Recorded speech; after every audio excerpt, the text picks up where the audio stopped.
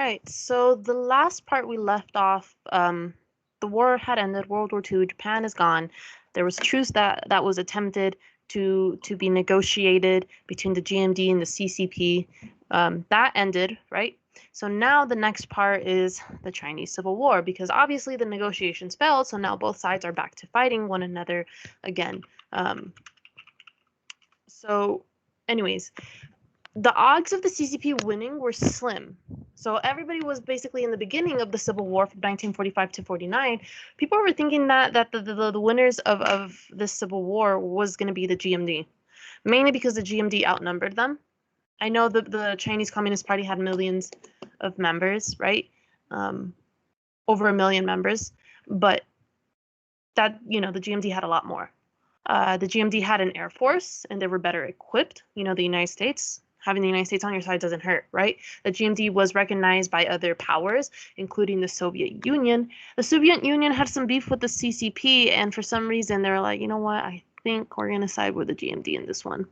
The USSR, so the GMD controlled most of the larger cities and the railroad networks. So if you have the railroad networks, that means that you're able to transport your goods and your soldiers and the foods that they eat, the machines that they use, the weapons, all of that, faster versus the CCP. They don't have access to that.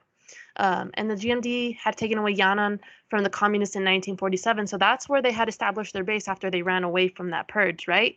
Now that's gone. So that's why a lot of people in the beginning were like, yeah, it looks like the GMD is going to win, right?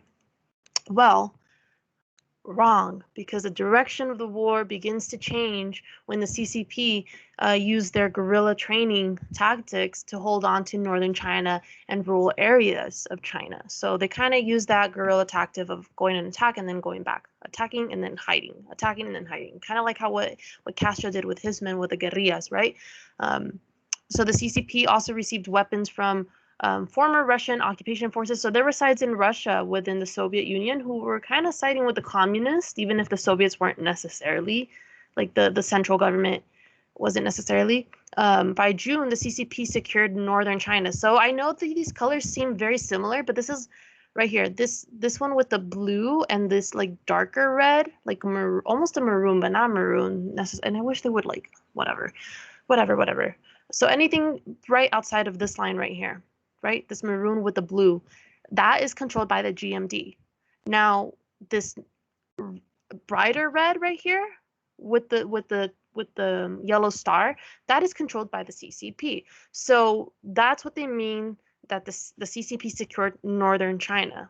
The US had also withdrawn their limited aid to the GMD by 1948 because, the GMD at that point, since the things were turning a tide, they were seen as a lost cause. Through this, the CCP won popular support while the GMD kept losing it thanks to their image of, again, corruption and repressiveness, and Chiang just kind of seeming shady and not doing anything.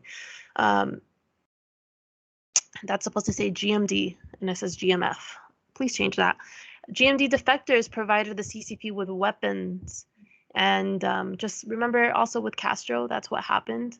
Those Batista loyalists who fled to Castro's side also supplied them with weapons. There goes another parallel. The CCP troops were disciplined and Mao used party propaganda to continue to win support.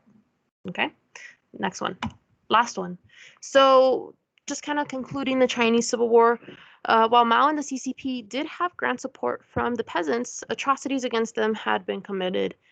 To those who did not confirm, those who were basically on the GMD side, those who were resistant to communism and all of that. Even Mao's son kind of described like, yeah, like it was kind of bad what we did there. It's kind of bad what my dad did.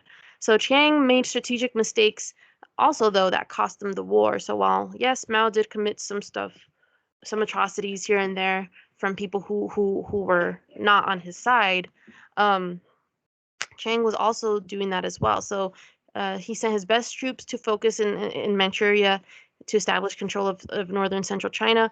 The communication between generals was not clear, and they were not communicating. Supply lines were poor. It's just all of this, just poor management skills by Chiang, man. Poor management skills. In 1948, the GMD lost Manchuria, and by then, Mao's leadership was strong enough that it inspired confidence in the CCP. By 1949, the CCP controlled Beijing, major city, followed by the South and the West. Chiang, basically at that point is like, okay, I lost. He resigns as president and he began to move his government to Taiwan. Mao and the communists proclaimed victory and focused on the next step, which was consolidating their power, which is going to be our next section. Just to let you guys know, even to today, Taiwan still has that old government, and they're still resisting China, and they still are claiming that they're the legitimate government of China to this day. Just letting you know that that's still a thing happening right now. Okay. Anyways, that's it. See you later. Bye.